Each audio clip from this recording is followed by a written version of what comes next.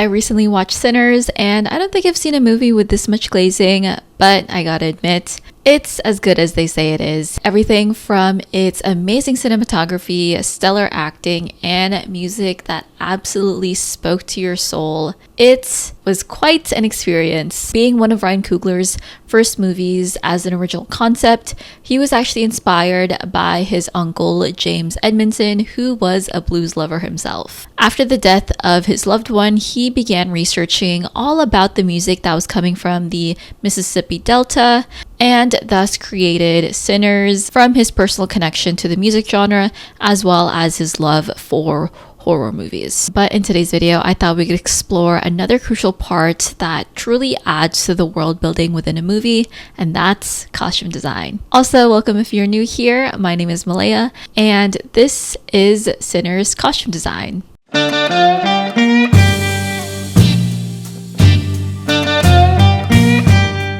Ruth E. Carter was the lead costume designer in the film and worked alongside Coogler for both Black Panther movies. Carter actually got much of her inspiration from both paintings and photographs and chose this red, white, and blue color palette. The work she drew from encapsulated the essence of American culture with art by Norman Rockwell and Eudora Welty. Rockwell's The Problem We All Live With presents the case of Ruby Bridges, a young African-American schoolgirl who endured the violent mob that met her on her very first day of school as she's surrounded by U.S. Marshals escorting her to class. Eudora Welty's photographs depicts life in 1930s Depression-era Mississippi, with her pictures revealing the hardships of everyday life in this poverty-stricken part in the South. This poster for Sinners was also inspired by Ernie Barnes' 1976 painting, The Sugar Shack. This painting has become quite the Black cultural icon as it's made its appearance in many places, such as the closing credits of the 70s sitcom Good Times, and served as the album cover for Marvin Gaye's I Want You album in 1976. Set in a dance hall, this painting is absolutely breathtaking. The exaggerated, elongated bodies of the dancers pressed up against one another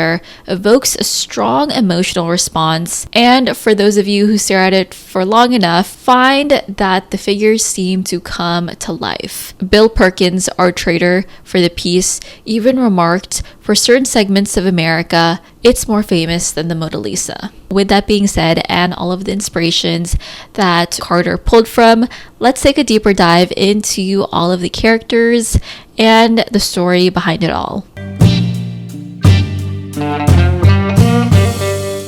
Perhaps the biggest name in Sinners obviously has to be Michael B. Jordan, who has partnered with Ryan Coogler in the past, working alongside him in movies such as Fruitvale Station, Creed, and Black Panther. Carter made sure that Smoke and Stack's getup heavily contrasted all of the other characters, being that these were two men who just came back from Chicago from what seemed like a number of years, working under Al Capone as his henchman.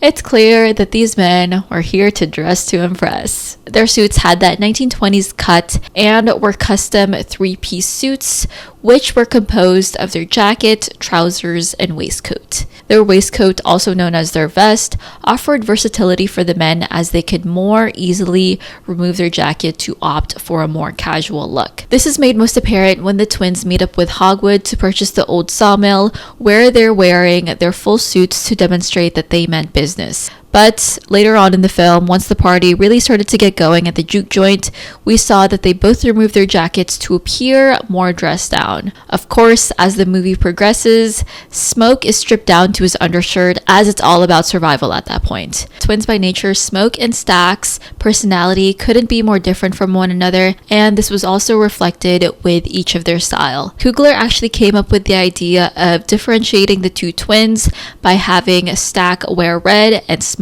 wearing blue. Stack is a bit of a smooth talker and rallies all of their allies together to make the juke joint come to life. His outfit definitely demonstrates his over-the-top personality as he's got every accessory under the sun. Wearing a chalk stripe suit, he accessorizes with a collar bar, tie bar, and a handkerchief in his suit pocket. While collar bars serve to keep the collar points of a shirt together, tie bars serve to prevent a tie from moving around. This slight attention to detail demonstrates that Stack is definitely the type of person that opts for more of that elevated look and uses it to assert his power over those around him. Add on top of that his red fedora, which is pretty reminiscent of the type of hats that Al Capone and his gangsters would also wear, which really goes to show that Stack is the true embodiment of that old school type of swagger. As for Smoke, he is a bit more practical when it comes to his style. Also wearing his very own custom three-piece suit, the material of his clothing differs from his brother and appears to be made of wool. He doesn't have any of the accessories that Stack wears and doesn't even wear a tie, although he does accessorize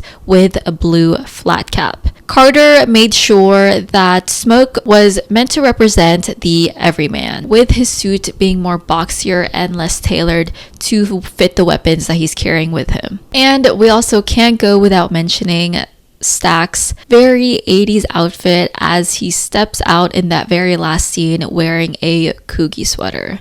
The vibrant, intricate sweaters were worn by famous hip-hop figures in the 1980s and 90s, such as Biggie Smalls. Carter had actually sourced this sweater from two vintage collectors, with this iconic sweater being the hottest thing to wear back in his heyday. Stack's ability to keep up with the trends and of the times represents his ability to adapt as he now lives out his days as part of the undead.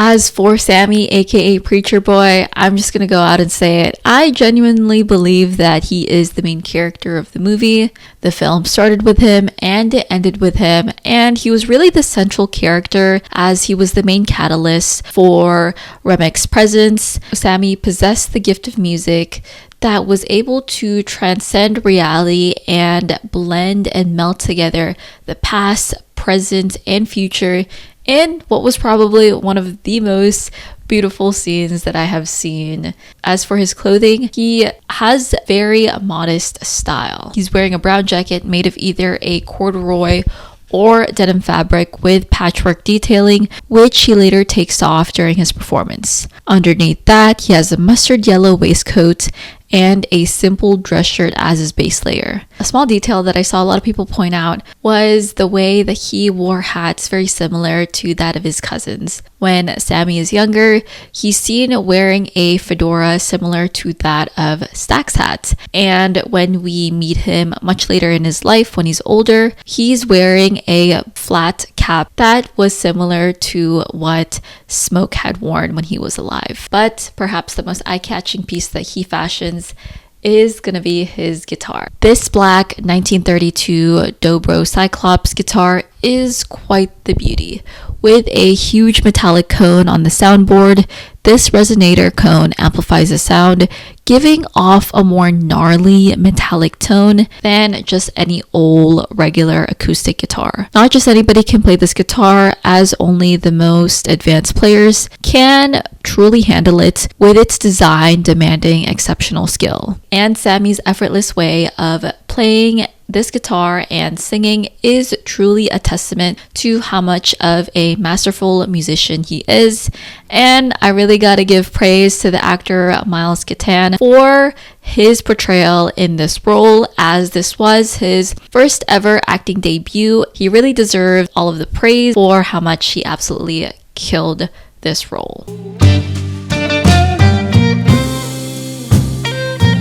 For Miss Mary, when we meet her, she's just about to board the train after just coming back from her mother's funeral, where she's seen wearing a knit matching set with a beret and a very pale and muted cream color. For her character, Carter was very intentional with her color palette, as she wanted her to appear very ghastly in her very pale color palette, which was also foreshadowing of what would later become of her character. She sticks to the same color palette as even later on when she's at the juke joint. She opts for this very muted pink silk or satin dress accompanied with a wrap featuring this beautiful tassel detailing falling down of her arms. Her way of dress also heavily contrasts a lot of the folks in the juke joint, as she doesn't really fit in, similar to her own racial identity, where she's one of the only characters that has ties to both the Black and white community,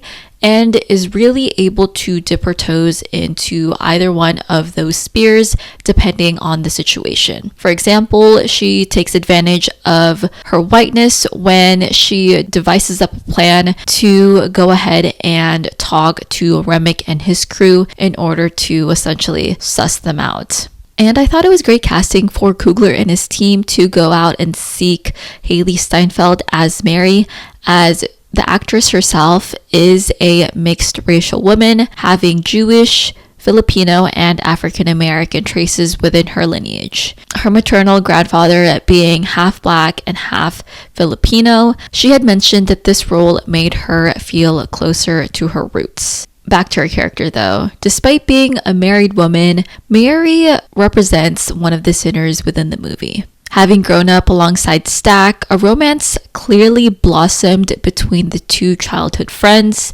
However, after Stack left for Chicago with his brother, Mary was encouraged to forget about him and find herself a nice white husband to take care of her.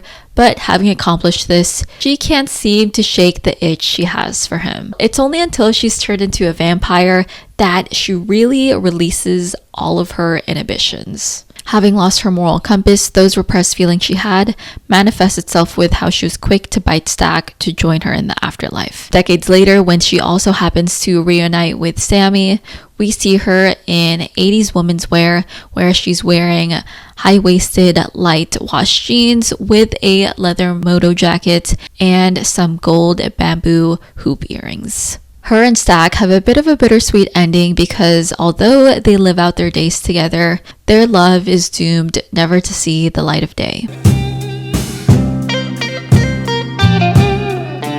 For Annie, she was the hoodoo woman of her community, not to be confused with voodoo. Though hoodoo and voodoo share some similarities, both being practices that originated within traditional African religions, hoodoo takes a hybrid form of African folk magic, emphasizing the uses of their magic for healing, protection, and divination. This religion is a mix of various African culture groups, such as the Yoruba and Vodun religions from West Africa, and the Odinani religion of the Igbo people from Nigeria, just to name a few. Annie is a very spiritual person and embodies this energy of being tied to earth and all of its elements. When we first meet her, she wears a skirt made of raw silk with tiny sequins on it. Carter had wanted her to feel like a very mystical figure within the film, and they did this by equipping her with a mojo bag and a little leather pouch to house all of the items she needed, such as a piece of root or her holy water for her many spiritual practices. Not many of the women wore earrings within the film, but Carter felt it was essential to add onto Annie's character. Her arrangement of beaded necklaces can also be seen on her character. Historically, in African culture, jewelry was worn for spiritual and religious purposes, with the oldest piece of African jewelry dating back to more than 75,000 years ago. This piece was composed of a pea-sized mollusk shell beads. Typically reserved for chiefs and other royal figures, it's telling that Annie was one of the few characters to adorn her own type of jewelry, signifying her importance in her community. Clearly, she takes on a very protective role alongside Smoke. Besides the Native Americans who also knew the existence of the vampires, Annie is very in tune with the supernatural occurrences within the world, as she was the only one to recognize the threat. And in her end, she was able to pass through to the other side together with Smoke to reunite with their unborn child. For Annie and Smoke's story, their love felt very raw and pure and almost felt like a peaceful release from all of the pain that they endured in their life. Now, as for Pearline, she was a very gorgeous character. In her first appearance, we see her in a floral dress accessorized with a hat and some lace gloves. This initial outfit that she's wearing makes her seem as if she's a bit of an unassuming character, but boy, does she come alive. At the juke joint, she wears a sleeveless cream dress with a lower neckline, and it seems that her character also represents another sinner within the film, as just like Mary, she was also a married woman who so happened to cheat with little Sammie. And she's very similar to Sammie in a lot of ways, as it seems that the juke joint is one of the only few places where she can fully express herself musically. For both of them, it's a place where they can all really let loose and unleash it all with really no judgment. And after Sammie's intimate act, I think she really came into her own and became a powerhouse of a character, as she had one of the more transformative emotional developments, and I was pleasantly surprised by her performance. It's clear that she too has also been possessed with the gift of music, just as Sammie. Played by Jamie Lawson, I saw a lot of discourse online mentioning that she would make a great Princess Tiana. And personally, I'm not really one for all of these Disney live action movies, but best believe if they make a live action Princess and the Frog happen, I'm gonna need to see Jamie Lawson as the top contender for Princess Tiana.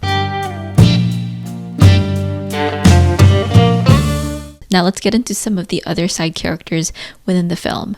For Grace and Beau's character, it was pretty refreshing to see some Asian American representation within the South, and when we first meet their characters, they're both wearing their workwear, as they are a couple who so happens to own a convenience store within town. Later on in the film, Grace changes to a more simple patterned V-neck dress, while Beau wore a plain white dress shirt underneath his vest. Grace and Beau are meant to represent a fusion of their Chinese American ancestry with their Mississippi upbringing. Now, as for Remick and his band of vampires, their clothing features some suspenders as well as some lace collar trimmings. The choice for Remick to be an Irish vampire was a bit of a different take than the typical Transylvanian vampire presence, but his story reveals one of oppression against his own people back in his homeland. He mentions how he empathizes with the experience of Black Americans, being that Ireland was discriminated against religiously by Britain for a number of years. As for their glowing eyes, Coogler had mentioned that the team had actually drawn inspiration from cats in a phenomenon called tapetum lucidum, where these felines have night vision. An eerie glow is reflected in their eyes that shine a light as their eyes adapt to see more clearly in a dim light. As for the actors, they used prototypes of these special contact lenses, and according to Coogler, they couldn't see once they were actually put on. For many of the extras within the movie, Carter was very deliberate to make sure everything was as accurate as possible, and although slavery was outlawed on this time, much of the Southern Black experience involved working tirelessly in these fields to earn themselves some plantation money. However, at the juke joint, this was a place where they could really show up and show out in the finest clothes that they had. Carter had actually instructed her background costumers to not do any alterations when it came to these extras. For example, if a piece of clothing had run big, it stayed that way, and the same thing went with if something was very long,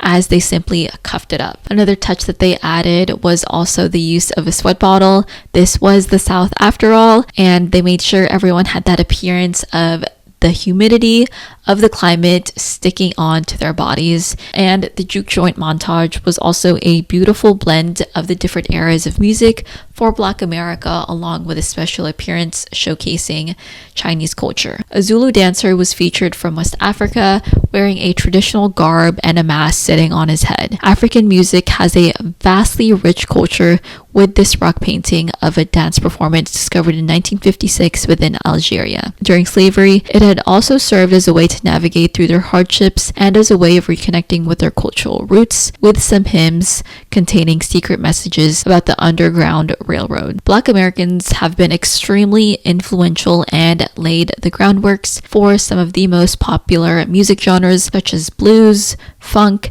hip-hop, and rap. The hip-hop musicians and breakdancers had outfits that alluded to what LL Cool J wore back in the 90s and even had custom Adidas gazelles made for them. The spirits of the Chinese Zishu performers were also summoned, as this traced back to a form of musical theater that had existed in their culture for thousands of years. The art form mixed singing, dancing, and martial arts that fused together to create an acrobatic type of movement. All in all, this was an extremely powerful scene that felt like a moment of emotional and sensory overload that made your skin tingle and felt absolutely transcendent. In conclusion, we can definitely thank Ruth E. Carter and her wonderful team of costumers for bringing to life Ryan Coogler's film with their amazing costume design. Watching this film felt like a cinematic masterpiece, and I'm really glad I got to see it in the theaters. Let me know what you guys think about the movie and what you think of their costume design.